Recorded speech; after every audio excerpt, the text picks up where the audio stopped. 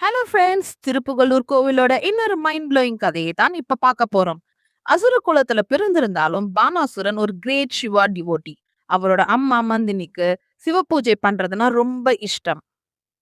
அவங்களுக்காக உலகத்துல இருக்கிற பெஸ்ட் சுயம்பு லிங்கம்ஸ கொண்டு வர பானாசுரன் பிளான் பண்ணான். அப்படி அவன் தேடி வந்த இடம்தான் இந்த திருப்புகலூர். திருப்புகலூர்ல இருந்த லிங்கத்த பார்த்ததும் பானாசுரனுக்கு ரொம்ப பிடிச்சு போச்சு. அது எப்படியாவது லிஃப்ட் பண்ணி, அதாவது தூக்கி எடுத்துட்டு போக முயற்சி பண்ணான். ஆனா என்ன ஆச்சு தெரியுமா? எப்பேர்ப்பட்ட அசுரபலம் இருந்தாலும் அந்த லிங்கத்த ஒரு இன்ச் கூட அவனால அசைக்க முடியல.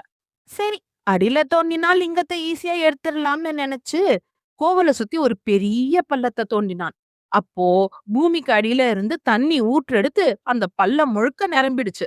இதுதான் இன்னைக்கு நம்ம பாக்குற அந்த பிரம்மாண்டமான அகழி தீர்த்தம்.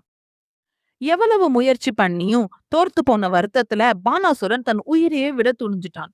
அவன் அந்த லிங்கத்தை பிடிச்சு ரொம்ப ஃபோர்ஸா புல் பண்ணதுல நேரா இருந்த லிங்கம் சற்றே ஒரு பக்கமா ஸ்லாண்டே ஆயிடுச்சு. அதாவது சாஞ்சிடுச்சு. பக்தனோட அன்பை பார்த்த சிவன் அவன் முன்னாடி அப்பியர் ஆகி, வருத்தப்படாதே பானாசூரா, உன் தாயோட பூஜைக்கு இங்கிருந்தே நான் அருள் பாலிப்பேன் அப்படின்னு வாக்களிச்சாரு. அந்த லிங்கம் சாஞ்ச நிலையில, அதாவது கோணமா இருந்ததுனால தான் அவருக்கு கோணபிரான், அதாவது சாய்ந்த பெருமான் அப்படின்னு பேர் வந்தது. இன்னைக்கு நாம திருப்புகலூர் போனா ஈசன் சாய்வா இருக்கிறத நேராவே பார்க்கலாம். நம்ம வாழ்க்கையில இருக்கிற பிளாக்ஸ் அண்ட் அப்டக்கிள்ஸ், அதாவது தடைகள் எல்லாம் நீங்கி ஒரு கிளியரான பாத் கிடைக்கணும்னா கண்டிப்பா இந்த கோணபிரான தரிசனம் பண்ணுங்க.